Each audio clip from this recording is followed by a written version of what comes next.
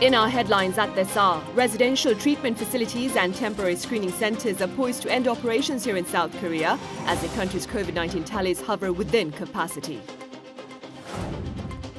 Elsewhere, Russia's offensive in eastern Ukraine is now focused on a strategic city whose capture would allow Russia full control of the Luhansk region. Back in South Korea, local and parliamentary by-elections take place tomorrow, that is June 1st, with COVID-19 patients to cast their ballots in the evening after regular voting. Hello and welcome. You're watching the Daily Report. It's Tuesday afternoon, May 31st here in South Korea.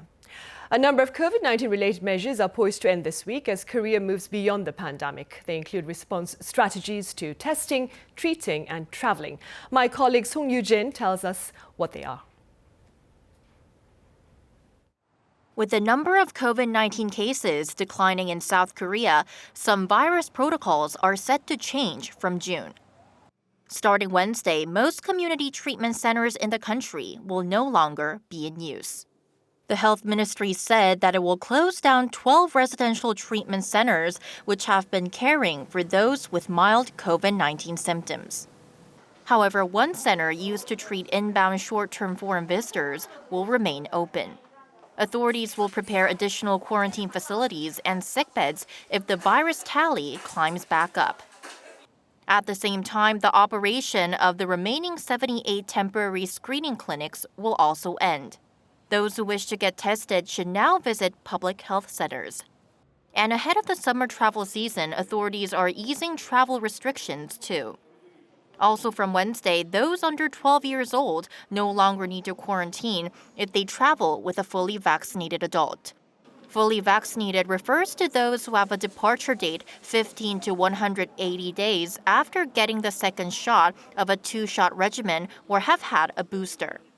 Currently, this rule only applies to children under 6. In terms of testing, visitors are only required to submit PCR test results within 3 days of arrival. A rapid antigen test is just recommended on day 6 or 7. Right now, both tests are mandatory.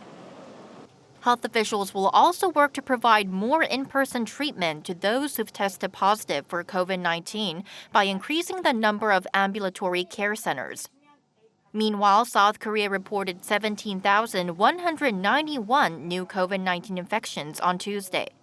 That's almost 3 times the tally reported the day before due to more people getting tested after the weekend.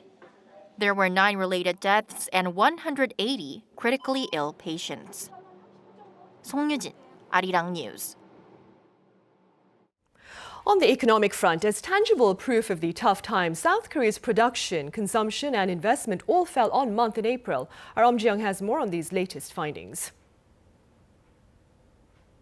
In April, South Korea's overall industrial production, spending and investment all dropped for the first time in more than 2 years.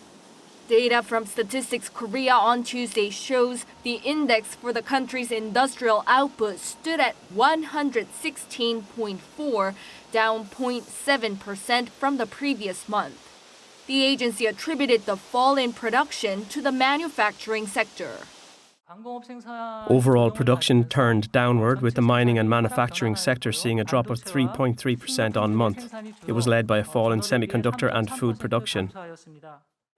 On the other hand, service industry output rose by nearly 1.5% in April compared to the previous month.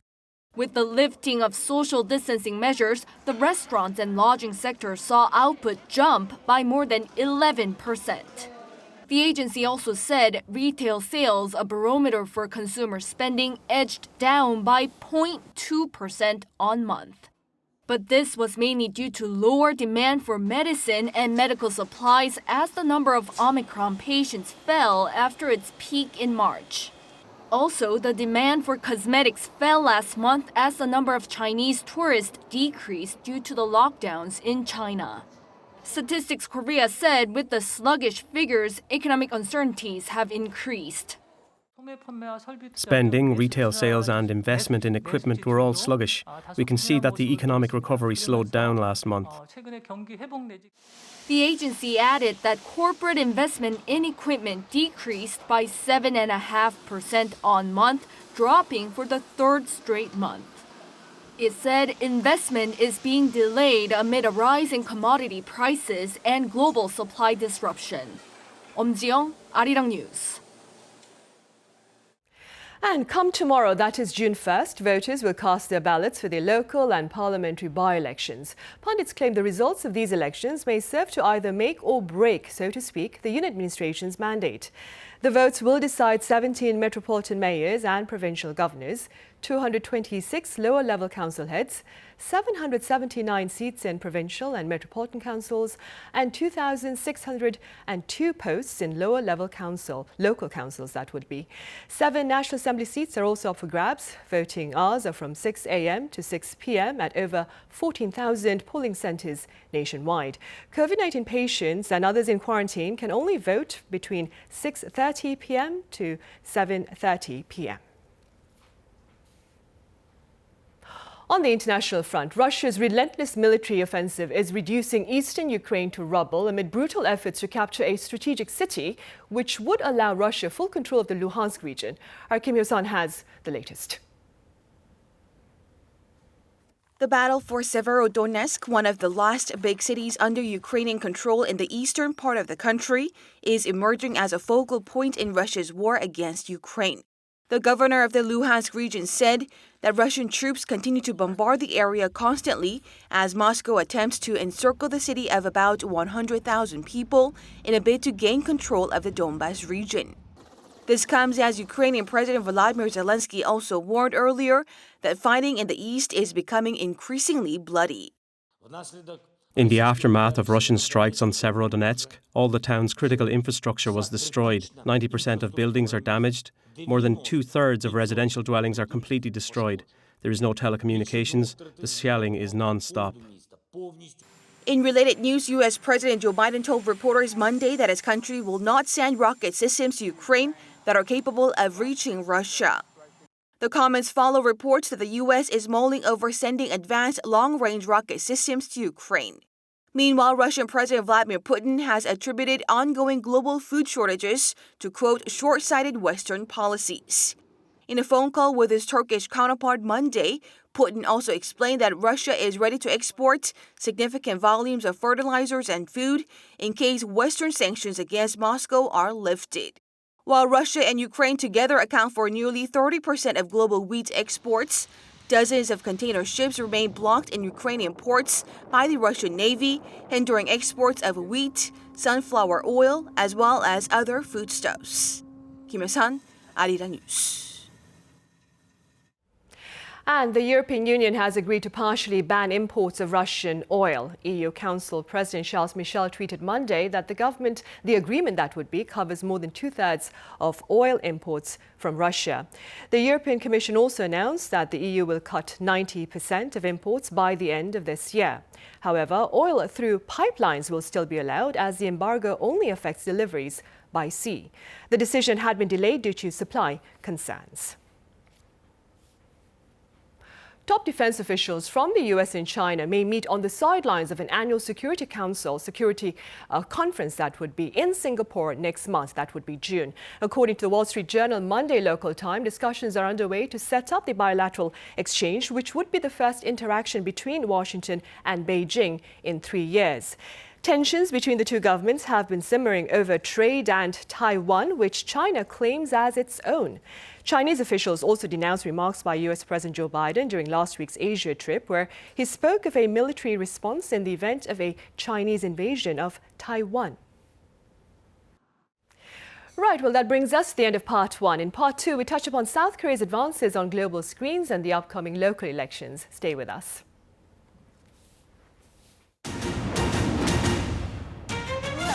We will share share South Korea's experience in tackling COVID-19 and introduce a Korean news. A Korean survivor of Japan's wartime sex slavery met with extraordinary climate crisis and pledged to work with the EU to tackle the challenge. The objective of its North Korea policy is Protesters gathering across the country to peacefully demand an end to hate and violence.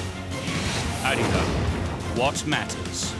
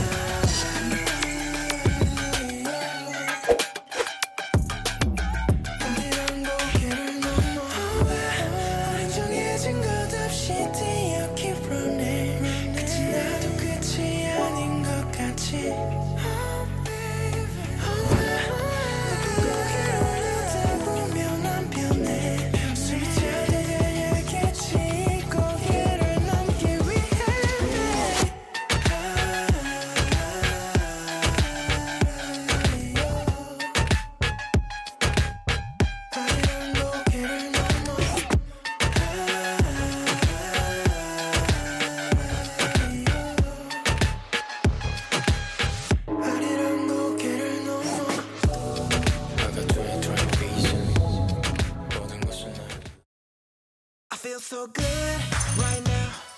Maybe I had a drink or two, but this somehow feels like it's forever. All my friends are here having fun and feeling good right now. Maybe this is forever. All my friends are here having fun and feeling good right now. Forever.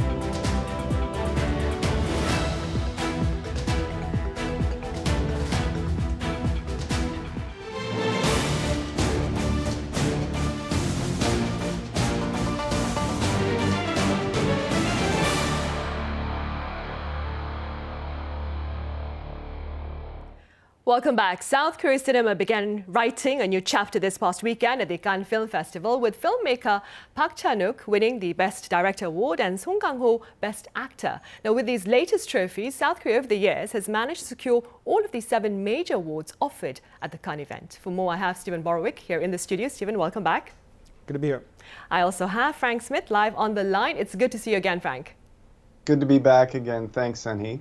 Right, we'll start here then. Stephen, do you suppose these latest feats by actor Song Kang-ho and director Park Chan-wook were widely expected given Korea's advances, so to speak, within the global stage? It's certainly not as surprising as it probably once would have been. There probably will not be, in the immediate aftermath, a flood of think pieces as to just how Korean cinema has managed to advance like this, as we would have seen in the past. Though, while we're celebrating, I think it's important to perhaps note that the 2 awardees in this case, director Park and Song Kang-ho, the actor, are 2 very well-established names, not just in Korea, but when you think about global cinema, I believe Song is on the Academy in Hollywood, and Park Chan-wook has won a whole slew of awards on the global stage, including at Cannes. So in this particular instance, I'm not sure that this is really a signal of a new emergence in Korean cinema as much as it is just a kind of recognition of the long-standing high caliber of cinema in this country. What I wonder when I look at this is for all of Korean cinema's noteworthy accomplishments of the past several years, it tends to be kind of the more established names, the Park Chan-wook's, the Song Kang-ho's, the Bong Joon-ho's.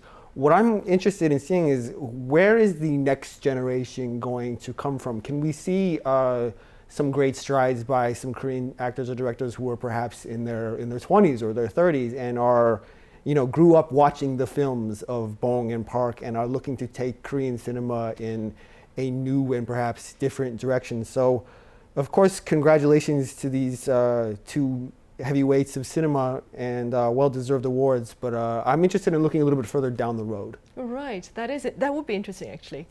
Frank, speaking to reporters after receiving his award, director Park linked his success to a fastidious South Korean audience. Now, based on your experience as a journalist based here in South Korea, do you believe the local audience is fastidious, so to speak?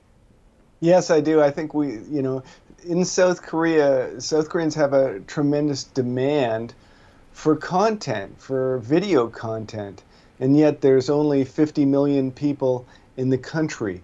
So from the perspective of a studio, a film producer, there's a strong requirement for a film to be successful, for a lot of people to go see it. Here in South Korea, the number they're looking for is about 10 million people. You got to have 20% of the population almost come and see your film for it to be designated a success. So those economies of scale applied to the film industry, again, require filmmakers to really consider the quality of their film, and also they have to make every penny they spend count. When you think about Hollywood films, they'll often have budgets in the hundreds of millions of dollars because they can play to an audience of hundreds of millions around the world. The language in translation, the film in translation is kind of a secondary market, but still, when you produce a film in English, you're going to have a better chance for a broader appeal when you produce a film in the Korean language. We're seeing, though, that translation of film now really develop further, and I think South Korea is kind of leading that, and these awards are evidence of that. Right. And staying with the local audience, Stephen, what appear to be the common characteristics of movies perhaps that appeal to South Korean audiences? Well, to Korean audiences, it's a broad spectrum of movies that tend to catch on fire here. But to me, an interesting question is, what are the Korean films that can have global appeal and can appeal to not just Koreans, not just in the very kind of high context Korean setting, but can be, through the method of translation, kind of generalizable abroad. As just a viewer of Korean cinema, I've always been really kind of compelled by how certain Korean directors are able to have as a Westerner, kind of counterintuitive or unique takes on universal themes. In Squid Game or in Parasite, it's the theme of inequality, it's the theme of polarization. I think a lot about Bong Joon-ho's earlier film Mother, in which it's a story about a family, and it's from the outset he kind of plays on the traditional Western story style of triumph, of this is a family that's going through something difficult and they're going to prove their innocence, they're going to restore their honor, and the movie starts like that, but then it goes in a very different direction. And highly skilled Korean directors like Bong and Park are very well versed in the history of Western cinema, in the Spielbergs and the Scorseses and all that. And they apply it in a way that I think doesn't rely on the same kind of assumptions that Westerners make about storytelling. If you're a Westerner and you watch a Hollywood movie, about halfway through, no matter what happens to the main character, you can tell yourself, well, they're going to triumph in the end. The only question is just, what are they going to have to do to get there? But in Korean movies, they don't make that same assumption. It can go in a number of different directions. So I've always think that what Korean cinema and Korean pop culture just more generally has going for it is a familiarity with how the rest of the world might think about conventional storytelling, but a kind of specific and a very kind of local and quite interesting, a unique mindset that they can apply to those more general terms. And so I think what Korean cinema really has going for it is this way to play with viewers' expectations in a really novel way. Right. And Frank, the two productions that led to awards for Song and Park involve cross-border collaborations with Japanese director Hirokazu Koreeda making Song Kang-ho's Broker and Chinese actress Chang Wei starring in Park Chan-wook's Decision to Leave. Now, that being said, what are your thoughts on these joint efforts within the film industry and their perhaps implications on regional ties? I think it's tremendous that the directors and performers in Korea are looking abroad for, collaborations and inspirations in their work. And I wish that politicians and a politically oriented nationalistic publics in those countries would do the same thing. I think really we can separate politics from art and also from just the general population. I don't think, South Korean people, ordinary South Korean people really have negative feelings for the Japanese people or Chinese people or vice versa. I think that there's political issues that presents sometimes opportunity to politicians to exploit nationalism within their publics for, again, political gain. And that it's good to see these artists set aside whatever political infighting there is, especially amongst nations here in East Asia, to work together. Right. Let's now move on to the local political scene, Stephen. The local elections kick off tomorrow. That would be June 1st. And what do you believe is the significance of this latest political event here in South Korea?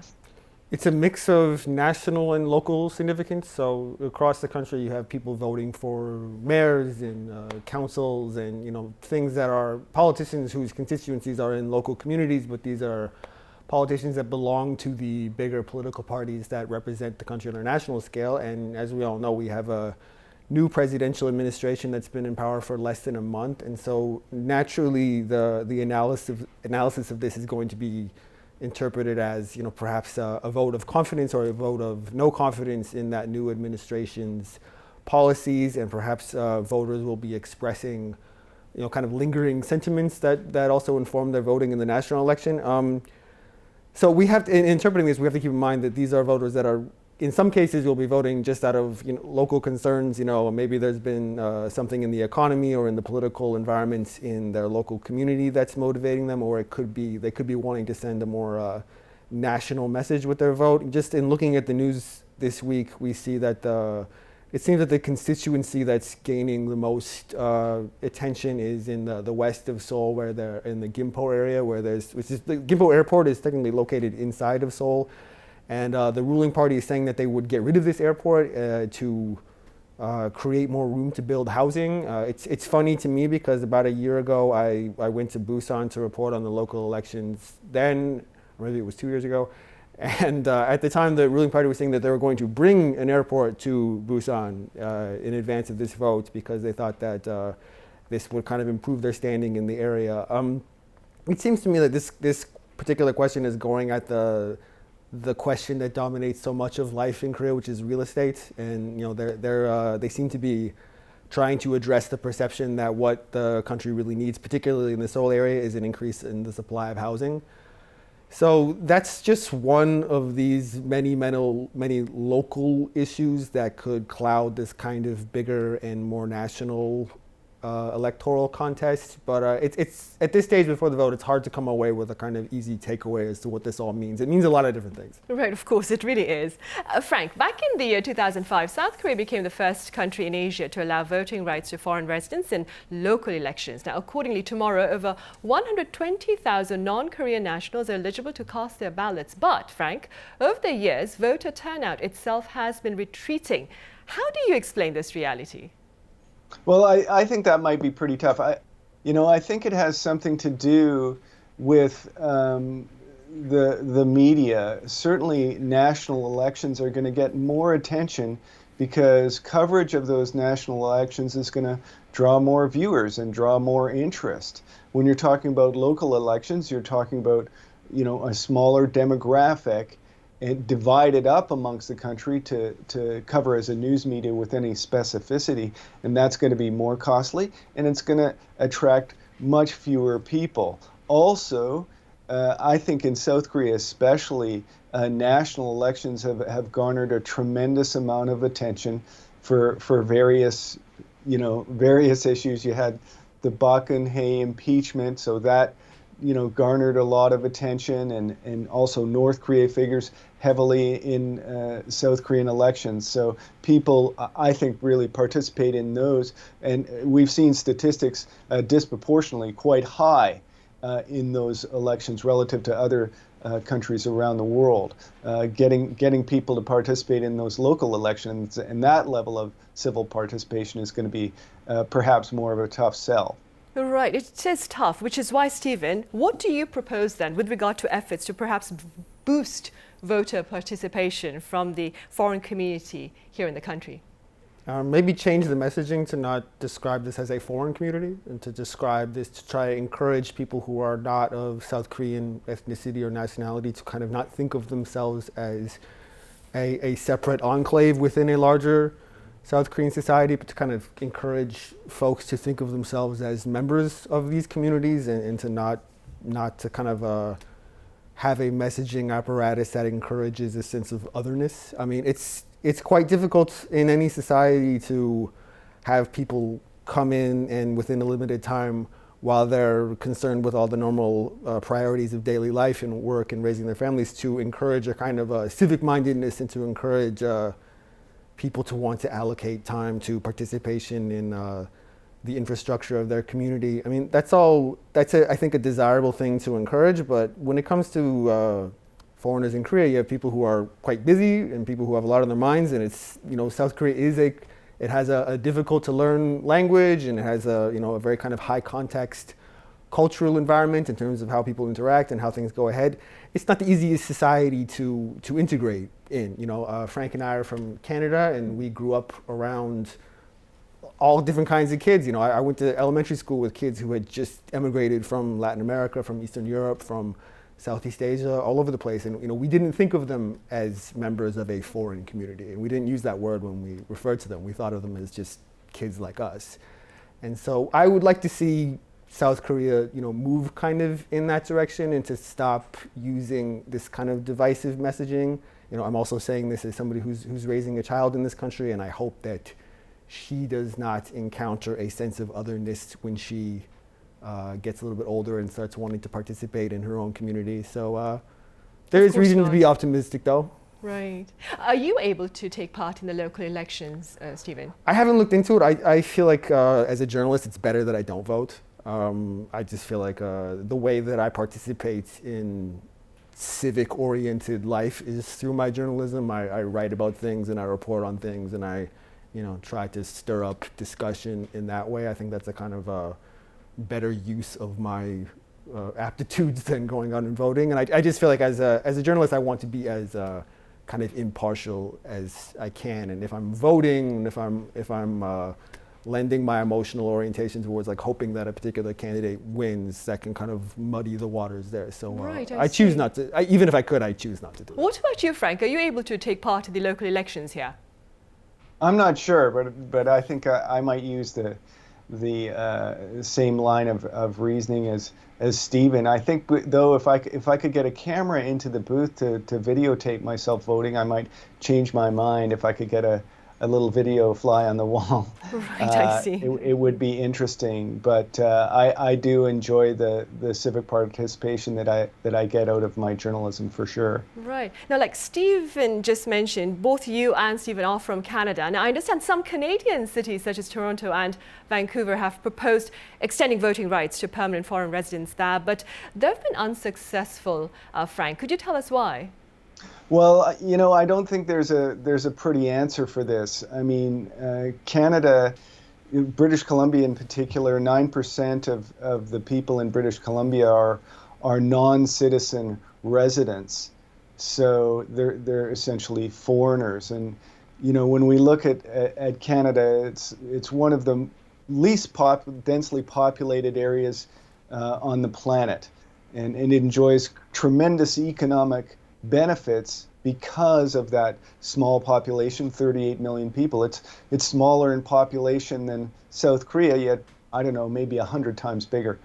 And so Canadians, I feel, have a sort of economic as well as ethno-nationalist reason to limit immigration.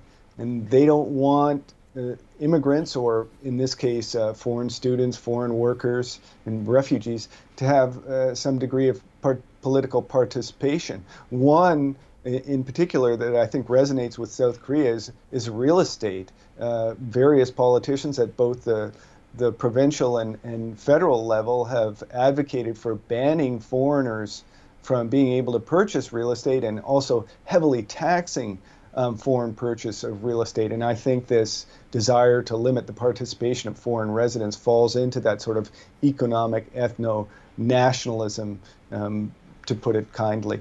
Right. And staying with what Frank has said, Stephen, other critics of suffrage for non-nationals claim that foreign governments may attempt to perhaps influence the politics of countries where their expatriate citizens are enfranchised. What are your thoughts on this?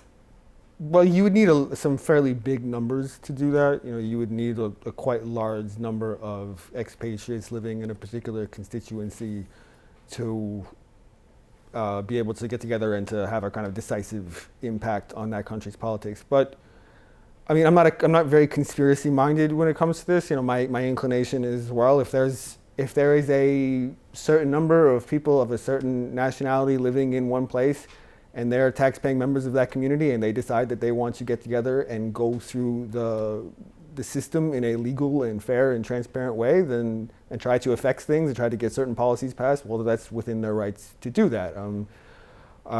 Could it be that a foreign government is working behind the scenes to try to push them in a certain direction and try to achieve some kind of covert aims? I mean, that's possible, but that's not something that really sends me into a great deal of worry. I mean, I wonder if part of the motivations for this discussion is the conversations that have been engendered when in Korea, when the topic of non-nationals voting comes up, it tends to people tend to mention that the largest number of foreign nationals in South Korea are Chinese nationals, and the Chinese government has a tendency to seek to enact certain pursue its interests abroad, and in some cases move through its overseas communities to do that. So that's something to keep in mind, but it's not something that keeps me up at night. Also. Right, because you're actually right. I mean, some 79% of eligible voters who are non-Koreans here in the country are actually Chinese. Is it that high? Okay. Right. Frank, on a light note then, are there any aspects of Korea's political campaigning strategies that you find interesting? Well, there's lots of stuff I find interesting. In particular, I live out here in Goyang, so they have a distance to go to get to their campaign stops, and so the trucks are kind of cruising. The campaign trucks that you see with the platforms and on the back are kind of cruising around my neighborhood here, and there are campaign workers on the trucks that are holding onto the rail with a microphone and a megaphone and sharing their campaign message to people, and I think it's kind of a bit dangerous. So the shot that we're looking at now, the campaigner or candidate is on a stationary truck, but in my neighborhood they're actually cruising around a little bit with the person hanging onto the rail, and I just think it's extraordinarily dangerous if they're campaigning from a moving vehicle like that. I also enjoy very much the singing and dancing that go along with the campaign, but I also do hope that there's a good measure of sort of grounded policy debate every now and then. Of course. Stephen, what are your thoughts on the role of early voting in any given election? Well, before I answer that, Frank's response made me think of there's probably a feature article to be done in this election in the role of high gas prices and just how much the political parties are paying to have these trucks full of people driving all around the country with very heavy speakers and all kinds of equipment on them. This must be one possible story there. Yeah, quite a financial burden. I think I'm going to pitch that to my editor once we're done here. I mean, I think early voting is good in that, especially during the pandemic, in that it allows people to gather at voting stations at times of when things are less crowded, and by giving people more time that they can vote, it means that there are fewer people who have to perhaps lose out on wages by taking time off work or kind of juggle childcare responsibilities. So and I think the high voting turnout in the early voting is a reflection of both interest in these elections and in the kind of utility of early voting. So giving more options is good when it comes to this type of thing.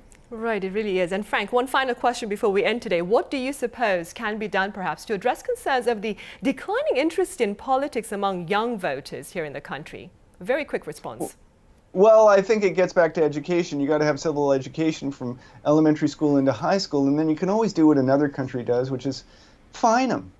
Charge them $100 if they don't show up to vote, and turnout will skyrocket. Right, one option right there. All right, Frank, as always, thank you for your time and your thoughts. And Stephen, here in the studio, thank you for being with us today. Thank you.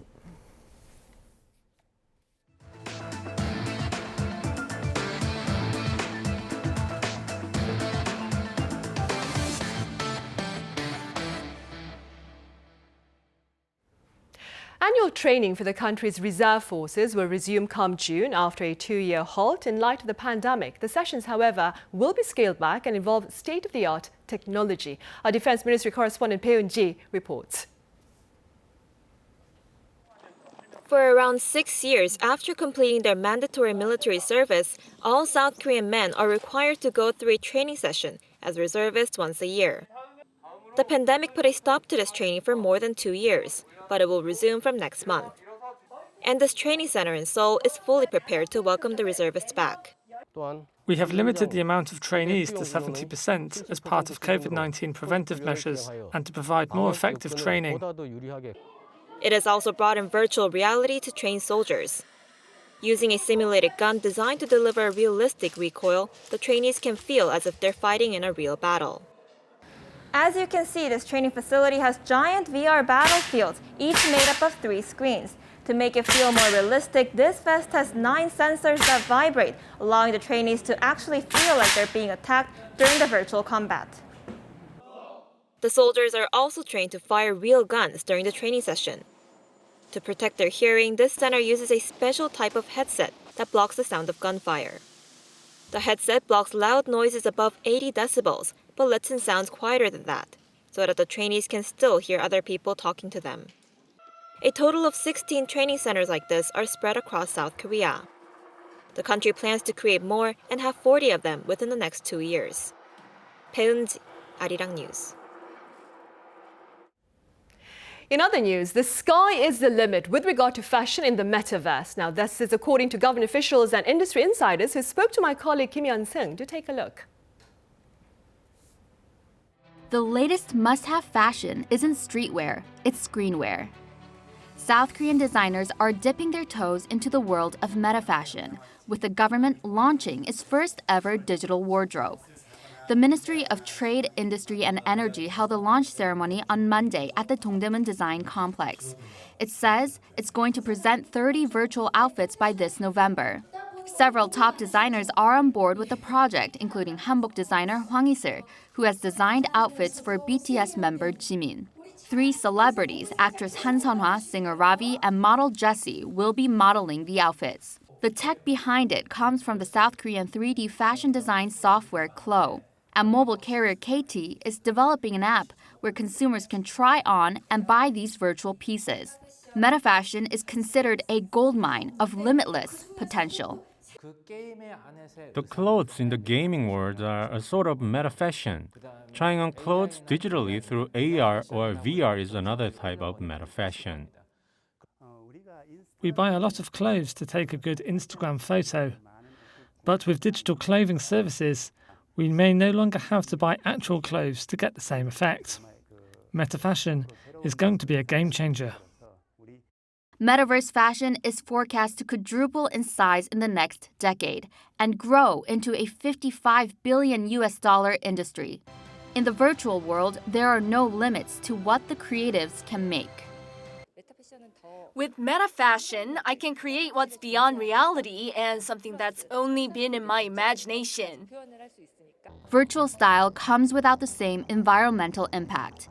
About 7,000 liters of water goes into making a single pair of actual jeans. But in metafashion, the only liquid needed are the cups of coffee the designers will be drinking. Metafashion is still in its early stages, especially in South Korea. But as the line between the virtual world and reality blurs each day, there's no telling how far the digital runway can stretch. Kim Hyun-sung, Arirang News. And efforts are in the works here to ease the carbon footprints of beef production and consumption amid global calls for a sustainable future. Our Chung Won-ju explains. Inseparable from humans throughout history, cattle are a major source of energy in modern society. Their reputation as being irreplaceable, however, has been marred in recent years as the importance of reducing greenhouse gas emissions for carbon neutrality grows. Cattle emit more greenhouse gases than other livestock as they release large amounts of methane while regurgitating, rechewing, and digesting food. These characteristics add to growing concerns some people have about eating meat. Greenhouse gas emissions from the farming and livestock industries have also been gradually increasing since the 2000s. Experts speculate that with eating habits changing and the food service industry expanding, meat consumption has increased overall and the number of cattle raised has surged. Carbon emissions from the farming and livestock industries amounts to millions of tons per year in South Korea. A South Korean research team has discovered genetic traits in cows with low levels of carbon emissions by analyzing the genetic big data of cattle. As the cow's digestive system passes on healthy genetic characters, the cattle's growth rate is accelerated and subsequently, carbon emissions are reduced while farmhouse profits increase. Corn or other grains consumed by cows are hardly excreted through feces. This means that the digestion and absorption rate has increased. We have also confirmed that the weight of meat after slaughter has increased 10 to 20% compared to other farms. As a result, greenhouse gas emissions required to produce 1 kilogram of beef have been reduced to 30% of the global average. We aim to develop a system that allows people to enjoy meat without having its taste or quality affected. The same research team is examining whether they'll be able to enter the U.S. market with the new low-carbon beef production system they've developed. Chung Won-ju, Arirang News. Meanwhile, as part of efforts to embrace a new normal amid COVID-19, health authorities here are betting on enhanced air filters developed by local researchers to keep the virus at bay. Our Cho Sung-min has more. Airplanes use special filters called HEPA, short for high-efficiency particulate air, to keep the cabin air clean. The same filters are also installed in hospitals, blocking out 99.9% of all known viruses. Using the same fundamental structure, a research team at the Korea Institute of Energy Research recently developed a type of photothermal technology. Using electromagnetic radiation, the technology can kill 99% of all coronaviruses. While some prototypes have already been given the green light for commercialization, the team is currently figuring out ways to apply the technology in more diverse and user-friendly ways. The filters can be attached to an electric mask to better prevent exposure to aerosols, an essential step in preventing coronavirus infections. They can also be used with air purifiers, which not only keep the air clean, but also kill viruses. In fact, South Korea's antivirus authorities have decided to adopt these special air purifiers to counter any lingering waves of COVID-19. The country's quarantine-related ministries have jointly launched a program to establish testing guidelines to see how effective HEPA filters and technologies are.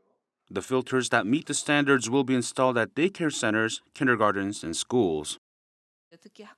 Because students spend a long time together in the same classrooms, the Education Ministry came up with the idea and the Central Disaster Headquarters has approved it. Authorities believe the new filters will help prevent virus infections from occurring among hospitalized patients when temperatures rise in summer, especially since managing air ventilation and circulation is key to keeping the indoors virus-free. Cho Sung-min, Arirang News.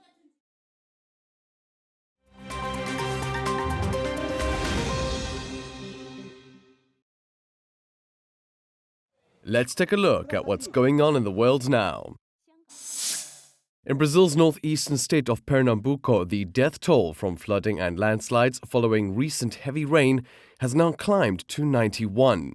On top of that, officials say 26 people are still missing and 4,000 people have been displaced. Speaking to the press during a visit to the region on Monday, Brazilian President Jair Bolsonaro said that the disaster was unfortunate and that similar events had occurred in cities before. At least 5 states in the northeast of the country have declared a state of emergency, while Reuters has said that this is Brazil's 4th major flood in the past 5 months. Authorities in Nepal on Monday said that they have found the wreckage of the plane that crashed in the Himalayan country on Sunday and recovered 21 bodies out of the 22 on board. They added that the difficult terrain and poor weather have impeded search efforts. The Tara air flight reportedly crashed into the mountainside 15 minutes after taking off from the town of Pokhara on Sunday at an altitude of 4,400 meters. Among the dead are 2 Germans, 4 Indians and 16 Nepalese. The Nepali government has formed a panel to investigate the incident. In Beijing on Monday, Chinese President Xi Jinping met with the new chief executive of Hong Kong, John Lee. Having been voted in by Hong Kong's largely pro-Beijing election committee on May 8th, Lee received his formal letter of appointment during his trip to the Chinese capital and will assume office on July 1st. President Xi praised the incoming chief executive for his patriotism and dedication to safeguarding national security in the special administrative region. Xi also emphasized the government's commitment to the one country, two systems principle, allowing Hong Kong to operate with a large degree of autonomy. UEFA has commissioned an independent report into events surrounding Saturday's Champions League final between Liverpool and Real Madrid in Paris. According to the European football governing body on Monday, ticket fraud and crowd trouble will be the focus of the investigation. This comes after France's sports minister claimed 30,000 to 40,000 Liverpool supporters attempted to enter the stadium with fake tickets or none at all, leading authorities to use pepper spray on fans outside the stadium before match start. The final was also affected, kicking off 37 minutes late. Meanwhile, France's interior minister blamed crowd issues on, quote, fraud at an industrial level. After winning the Eurovision Song Contest earlier this month, Ukraine's Kalush Orchestra raised funds for their country's military by selling their trophy for $900,000. They sold the crystal microphone trophy on Sunday through a Facebook auction. At the same time, the band's lead singer also auctioned off his signature pink hat for a further $374,000. The funds will be used to purchase a PD-2 unmanned aerial system for Ukraine's armed forces. The system includes 3 drone aircraft and a ground control station. Matthew Ashley, Arirang News.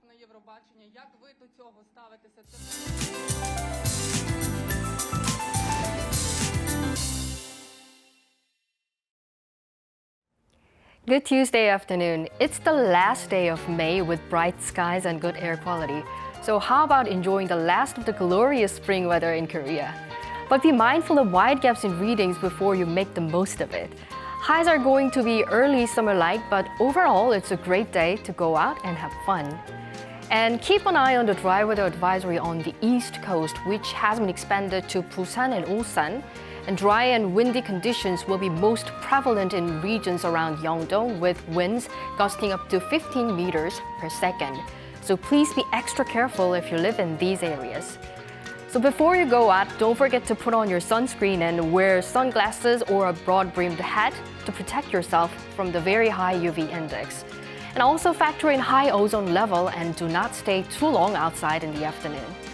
We're expecting bright skies throughout the week, and tomorrow on local election day, early summer-like temperatures will continue. Now let's take a look at the worldwide weather conditions.